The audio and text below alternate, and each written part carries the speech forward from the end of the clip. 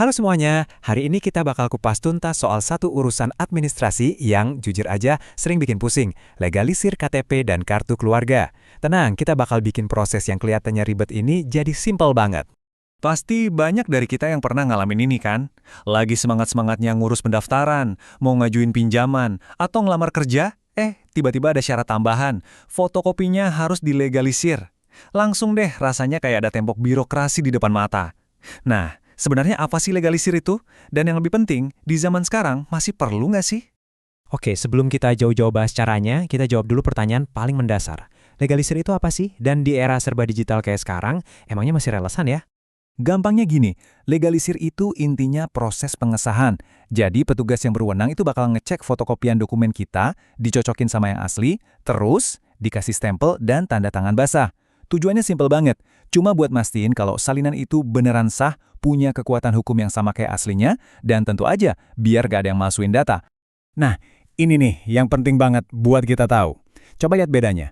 Dokumen model lama, ya, itu butuh cap basah.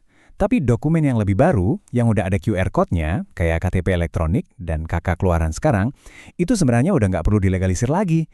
Kerennya, keasliannya itu bisa langsung dicek cuma dengan scan QR code-nya, sesuai aturan pemerintah. Jauh lebih praktis kan? Tapi, gimana kalau ternyata ada instansi yang tetap aja minta, atau mungkin dokumen kita emang masih yang versi lama? Tenang, jangan panik. Sekarang, kita bakal bahas gimana prosedur resminya kalau kita harus ngurus ini di Kantor Dinas Kependudukan dan Pencatatan Sipil alias Dukcapil.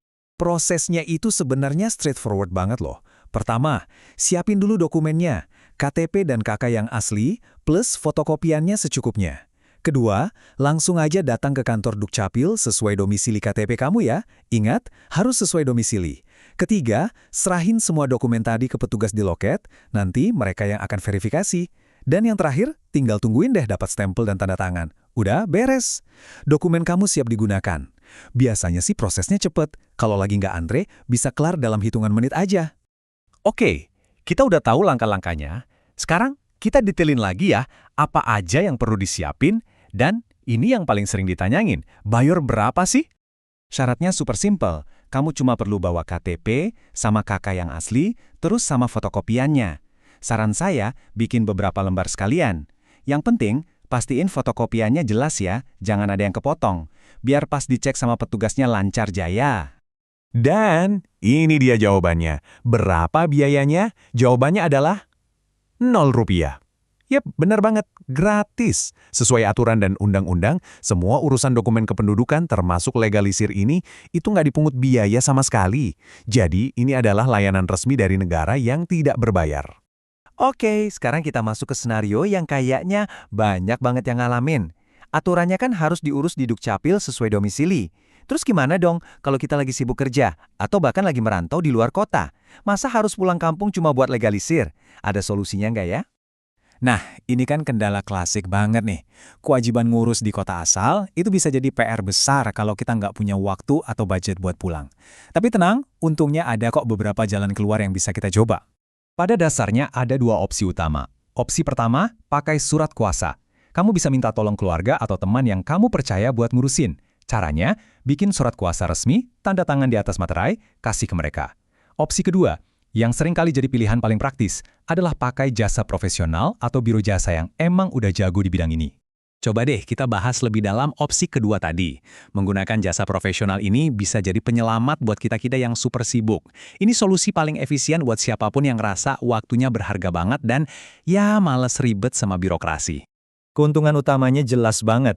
Coba bayangin, kamu nggak perlu ambil cuti kerja, nggak perlu keluar ongkos buat perjalanan jauh, apalagi ngabisin waktu berjam-jam buat antri. Semua kerepotan itu, udah tinggal serahin aja ke ahlinya. Jadi keuntungannya jelas ya. Pertama, hemat waktu. Itu pasti. Kedua, prosesnya jadi gampang banget buat kita. Ketiga, biro jasa yang terpercaya itu pasti ngejaga keamanan dokumen kita. Dan yang keempat, seringnya mereka juga bisa bantu urus dokumen-dokumen lain sekalian. Praktis kan?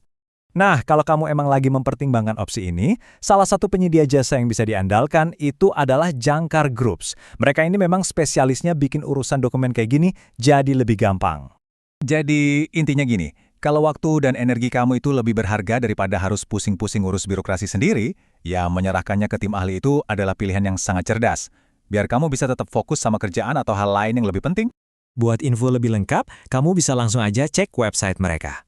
Semoga penjelasan kali ini ngebantu ya, dan bikin semua urusan administrasi kamu jadi jauh lebih lancar. Sampai ketemu lagi!